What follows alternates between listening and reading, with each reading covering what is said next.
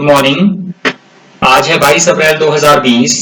आज की हिंदू एडिटोरियल का जो पहला एडिटोरियल है, हिंदू वोकैबुलरी से पहला जो एडिटोरियल हम डिस्कस करेंगे वोकैबुलरी, वो पहला एडिटोरियल है आपका नॉन एसेंशियल्स कैन वेट। इसको आप पढ़ सकते हैं। तो इसमें दिया गया है जैसे सरकार ने अभी जो हम ऑनलाइन शॉपिंग करते हैं तो उसके लिए सरकार ने भी केवल सिर्फ जो जरूरी वस्तुएं हैं उन्हीं को ही अलाउ किया है सरकार ने कि वही हम ऑर्डर कर सकते हैं ऑनलाइन। तो उसके बारे में ये दिया गया है एडिटोरियल कि सरकार ने कैसे अपना निर्णय जो है वो चेंज कर दिया, कैसे जो दूसरी वस्तुएं भी हैं वो भी सरकार ने उसको भी ऑर्डर कर दिया था कि उसको भी हम परचेज कर सकते हैं, बट बाद में वो ऑर्डर उन्होंने चेंज कर दिया। तो ये सारा एडिटोरियल उसी के बारे में दिया गया है। तो वोकैबुलरी इसमें से है। और आपका जो सेकंड एडिटोरियल है वो दिया गया है अंतरराष्ट्रीय बाजार में जो कच्चे तेल की कीमतें हैं उनमें काफी गिर गए हैं कीमतें, कच्चे तेल की कीमतें। तो उसका इफेक्ट इंडिया पे क्या पड़ेगा या क्या चीजें हैं, वो सारा सिनेरियो इसमें दिया गया है सेकंड एडिटोरियल में। एक तो कोरोना वायरस की वजह से वो कीमतें गिर रही हैं, और दूसरा अपना गल्फ कंट्रीज हैं और रशिया है, वो दोनों बहुत ज्यादा मात्रा में अपना प्रोडक्शन कर रहे हैं कच्चे तेल की। तो कहीं ना कहीं इंडिया को फायदा भी हो रहा है और कहीं ना कहीं इसके डीमेरिट्स भी हैं। तो आप ये पूरा एडिटोरियल उसके लिए देख सकते हैं, आप पूरा रेफर कर सकते हो एडिटोरियल। तो चलिए इन दोनों एडिटोरियल की वोकैबुलरी डिस्कस करते हैं। तो जो आपका पहला वर्ड है आज का एडिटोरियल का वो है फ्लिप फ्लॉप। ये वर्ड यहाँ पे वर्ब के रूप में यूज हुआ है। इसका मतलब होता है किसी बात पर कायम ना रहना, बार बार अपना निर्णय या विचार बदलते रहना, जैसे भी सरकार कर रही है इस केस में, ऑनलाइन शॉपिंग के वाले केस में, तो उसको फ्लिप फ्लॉप बोला जाता है। अगला शब्द है आपका आर्बिट्रेरी। आर्बिट्रेरी यहाँ पे एडजेक्टिव के रूप में यूज हुआ है। इसका मतलब होता है बिना किसी तर्क, नियम या योजना पर आधारित कोई चीज, अनुचित, मनमाना या स्वेच्छाचारी।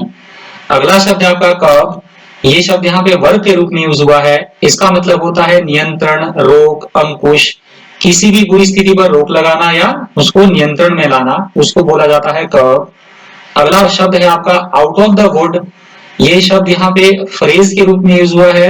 इसका मतलब होता है कठिनाई या खतरे से बाहर होना, कोई चीज कठिनाई या खतरे में वो नहीं है, तो उस सेंस में यूज होता है आउट ऑफ द वर्ड इस शब्द का, out of the wood, sorry.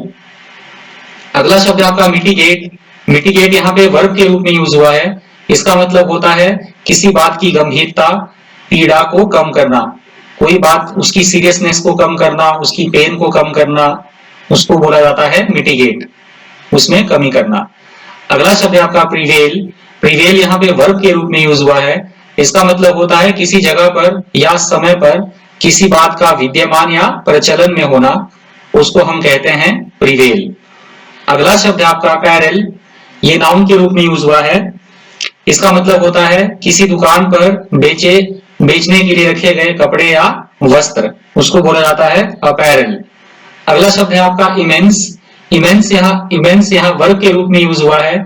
इसका मतलब होता है अत्यधिक, असीम या अपार।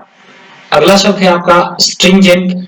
स्ट्रिंजेंट यहाँ पे वर्ब के रूप में यूज हुआ है ये शब्द। इसका मतलब होता है बहुत कठोर कानून या नियम, बहुत सख्त और कठोर कोई नियम या कानून है, तो उससे मतलब होता है स्ट्रिंजेंट का। अगला शब्द है आपका मिसिव।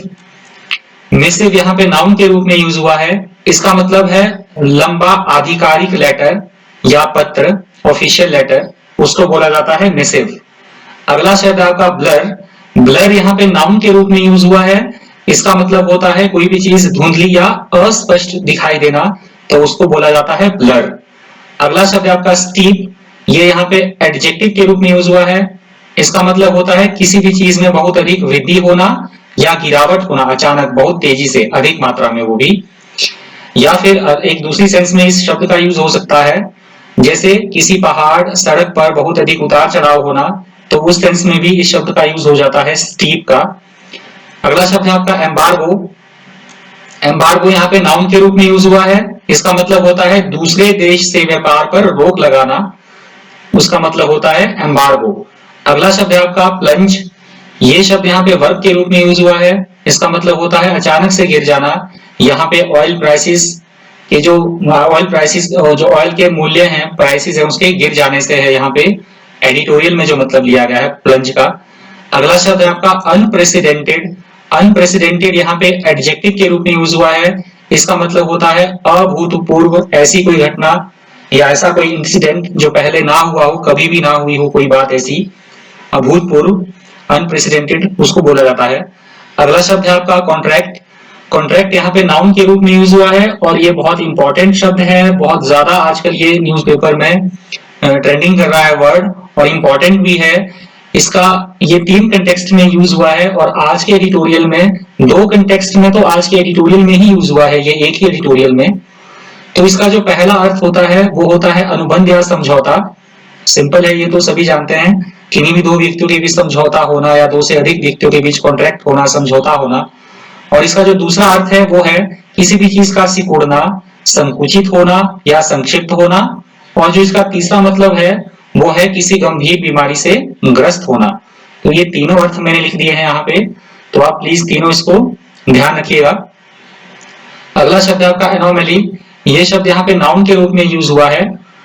इसका मतलब होता है असामान्य, ऐसी कोई स्थिति जो सामान्य अवस्था में ना हो, ऐसी कोई चीज या ऐसी कोई स्थिति जो अपनी सामान्य अवस्था में ना हो, मतलब वो असामान्य हो, तो उसको बोला जाता है एनोमली।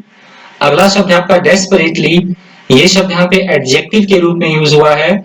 इसका मतलब होता है अत्यधिक, निराशाजनक, दुस्साह के साथ, उसको बोला जाता है डेस्परेटली। अगला शब्द है आपका एग्जैजरबेट। एग्जैजरबेट यहाँ पे वर्ब के रूप में यूज हुआ है।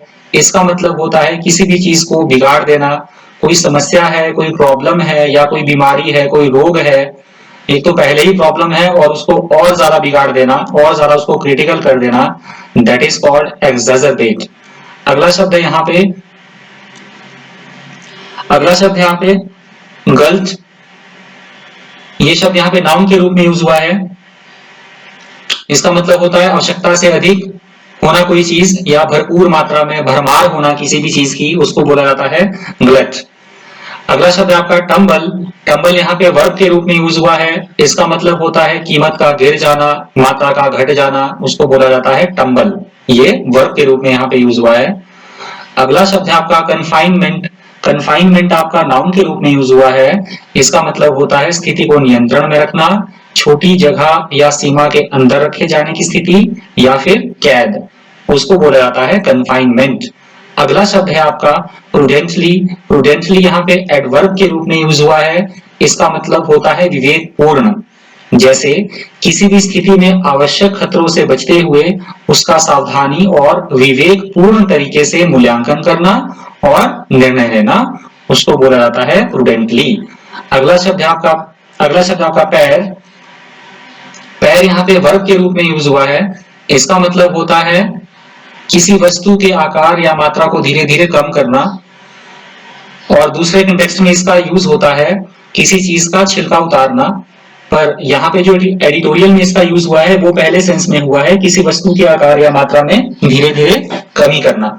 और आज का लास्ट वर्ड है प्रोट्रैक्टेड। प्रोट्रैक्टेड यहाँ पे वर्ब के रूप में यूज हुआ है। इसका मतलब होता है बहुत बड़ी या बहुत लंबी। यहाँ पे एडिटोरियल में जो इसका यूज हुआ है वो हुआ है इंडिया के तेल की मांग से, कि इंडिया की जो क्रूड ऑयल की डिमांड है वो बहुत ज्यादा है, बहुत लंबी है, उस सेंस में इसका प्रोट्रैक्टेड का यूज हुआ है। तो ये आज का लास्ट शब्द था। इसी ये आज का लास्ट शब्द था। इस वीडियो का, इसका पीडीएफ में, इसका वीडियो का जो हमने डिस्कस किया है अभी सारी वोकैबुलरी, इसी का मैं पीडीएफ इसी में शेयर कर देता हूँ। वीडियो के नीचे डिस्क्रिप्शन लिंक में आप चेक कर सकते हैं, तो वहां पे आप डाउनलोड कर लीजिएगा। और इसके साथ ही यदि इस वीडियो की आप ऑडियो सुनना चाहते हैं तो मुझे आप खबरी ऐप पे फॉलो कर सकते हैं। आप प्ले स्टोर में जाके खबरी ऐप डाउनलोड कर सकते हो और वहां पे खबरी ऐप इंस्टॉल करके वहां पे the Hindu editorial by Ravi, यदि आप सर्च करोगे तो मेरा चैनल वहां पे भी आपको मिल जाएगा। वहां पे अप्रैल मंथ की प्रीवियस जितनी भी एडिटोरियल की वोकैबुलरी है वहां पे आपको ऑडियो फाइल्स वो सारी मिल जाएंगी, तो आप वहां भी मुझे फॉलो कर सकते हैं। तो आज के लिए इतना ही। Thank you, thanks for watching. और अगर कोई इसमें इम्प्रूवमेंट करनी हो, कोई गलती हो, तो प्लीज आप मुझे कमेंट करके बता दीजिएगा। और यदि आपको वीडियो अच्छा लगता हो, वीडियो अच्छा लगा हो, हेल्पफुल लगा हो, तो प्लीज लाइक कीजिएगा, शेयर कीजिएगा और इसको ज्यादा से ज्यादा शेयर कीजिएगा और सब्सक्राइब कीजिएगा मेरे चैनल को। Thank you, Thanks for watching.